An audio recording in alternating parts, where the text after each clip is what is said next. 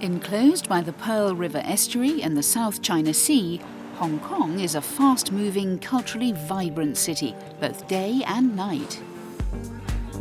With a population of over 7 million people, this special administrative region of China is one of the most densely populated areas in the world.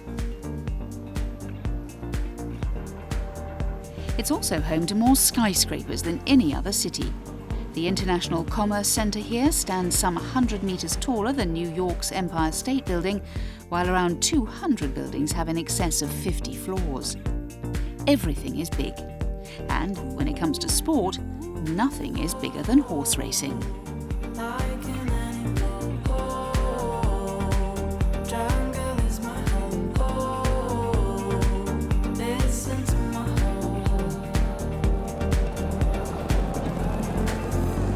The racing here is it's fast, like the city. It's very cosmopolitan.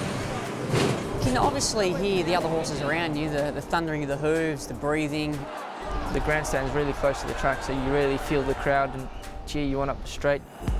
There's maybe 6 or 7 million people in Hong Kong, and they're all involved in racing or touched by it in some small way. The racing style in Europe is pretty much you jump and the race unfolds in front of you, and it just goes along and it builds up from a half a mile out.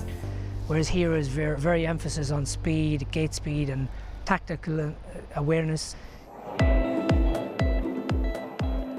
Transworld Sport headed to the Sha Tin racecourse for the Hong Kong Jockey Club's first international race of the year, the QEII Cup. The event was established in 1975 to commemorate a visit to Hong Kong by reigning British monarch Queen Elizabeth II. The QEII Cup is a Group 1 flat race run over 2,000 metres. With a prize fund of 20 million Hong Kong dollars, it's one of the richest races on the calendar here. It attracts an international field with horses from the likes of the United Arab Emirates and Ireland competing. Executive Director of Racing, Business and Operations at the Hong Kong Jockey Club is Anthony Kelly. Hong Kong is a place to be as far as racing is concerned. I use a football analogy. It's like being at the Barcelona of world racing as far as a racing fan or a racing administrator is concerned. We have about 0.7% of the world's horse races, but we have in the region of 23 horses in the world's top 100. So those numbers are disparate.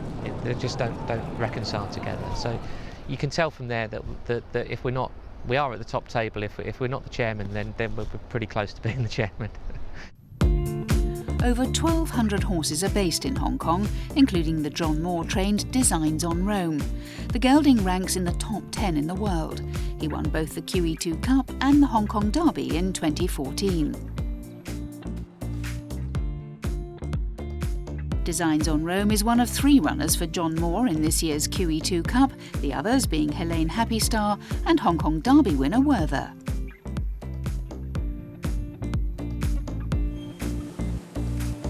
At 6 years old, Designs on Rome is reaching the end of his career and had to have off-season arthroscopic surgery on both front knees.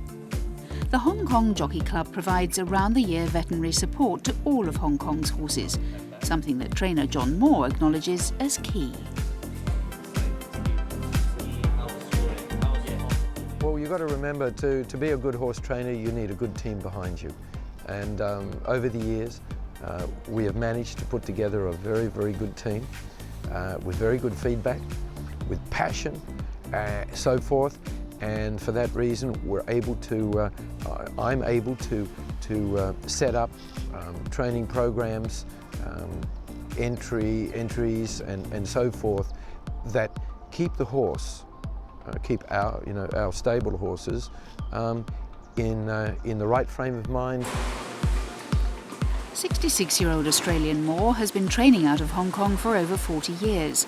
He has won the QEII Cup a record 4 times and also holds the record for the most career wins in Hong Kong, with over 1,400. During his time here, Moore has seen the horse racing landscape in the area develop into one of the best internationally. I've been here right from the inception of professional racing in October '71. I've seen this racing jurisdiction grow from a small backwater racing club to what it is today, recognised worldwide as one of the leaders in every part of racing, whether it be the quality of horse flesh with the small horse population, right to the technology, and Sha Tin being a fabulous racetrack. So being a part of the growth of racing in Hong Kong and seeing what it is today, it's very satisfying. Moore knows that if any of his 3 runners are to win the QEII Cup, they have to get past last year's champion Blazing Speed. Sired by former European Horse of the Year Dylan Thomas, Blazing Speed won by 2 clear lengths in 2015 and is once again saddled by Irishman Neil Callan.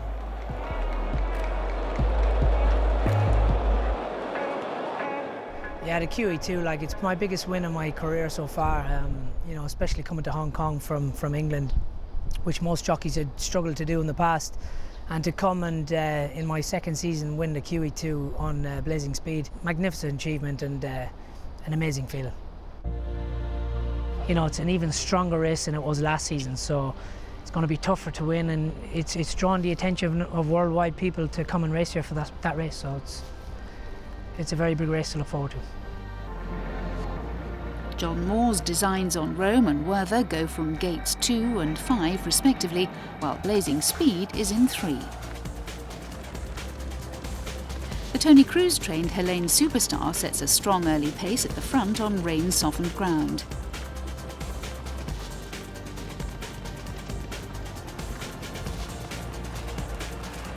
After the turn for home, Werther, saddled by Hugh Bowman in the yellow silks, storms away from the field to cross the line some 4.5 lengths clear, the biggest margin of QE2 victory in over 25 years.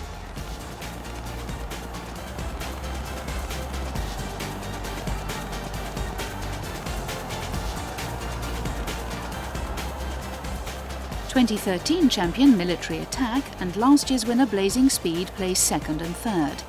It's John Moore's 5th QE2 victory as Werther matches his stablemate Designs on Rome, who finished 5th, by completing the Hong Kong Derby QE2 double.